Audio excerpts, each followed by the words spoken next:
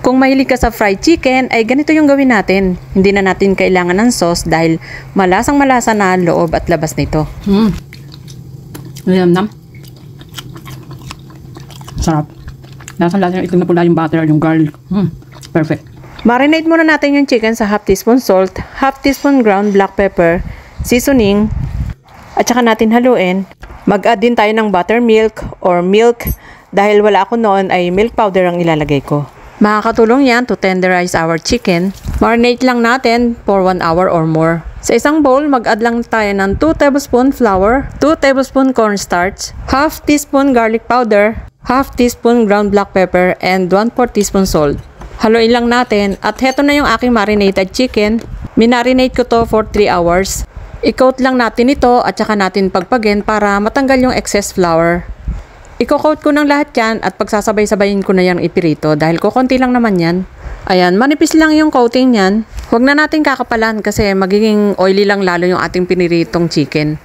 I-deep fry lang natin until golden brown over medium to high heat. Tinakpan ko lang para mas madaling maluto. Bibilingin ko lang para mas magpantay yung kulay. Ayan, maganda na yung kulay nito pero mas gusto ko pa yung mas dark yung kulay niyan. Pagkaluto ay papagpagin ko pa to kasi sobrang oily talaga. Tsaka ko ilalagay sa strainer para tumulo pa yung mga excess oil. Ang sarap na nito, very crispy na. Pero mas pasarapin pa natin, lagyan natin ng itlog na pula. Kukunin ko yung egg yolk at saka yung white nito. Masarap din naman yung may kasamang egg white. Dudurugin lang natin ito at isasama ko pa yung yolk dito sa kabila. Iiwan ko yung puti dahil ilalagay ko yan sa sinangag mamaya. Durugin lang natin mabuti. Mag-add lang ako ng 80 grams butter and then 5 cloves minced garlic. Pwede nyo dagdagan, mas masarap yung mas maraming bawang. Then i-add ko na yung itlog na pula kasama na yung puti. Habang umiinit yan ay natutunaw na yung pula nyan. Then i-add ko na yung fried chicken. Haluin lang natin ng haluin hanggang sa makoat na ng salted egg, butter at saka ng garlic yung ating buong chicken. At pagkatapos nyan ay isali na natin sa serving plate. Sobrang bango na dito sa aking kusina.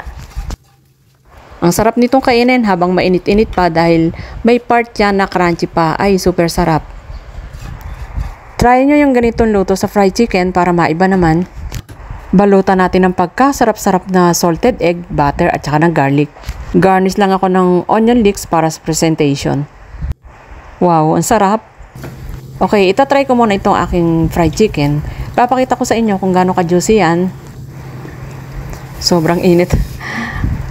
Wow, ang ganda. Juicy at super lambot ng laman. Tapos yung balat ay may pagka-crunchy kahit nabalot na ng butter. Nam. Sarap.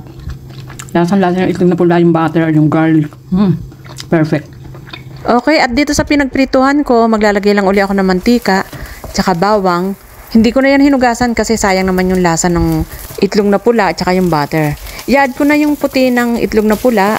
Dinurog ko lang yon and then sinunod ko na itong aking lamig na kanin. Mag-a-add din ako ng onion leeks or kaya spring onion. Ang sarap nito. Match na match sa aking fried chicken with salted egg. Tapos ito ay fried rice with salted egg. Okay, enjoy and thank you for watching.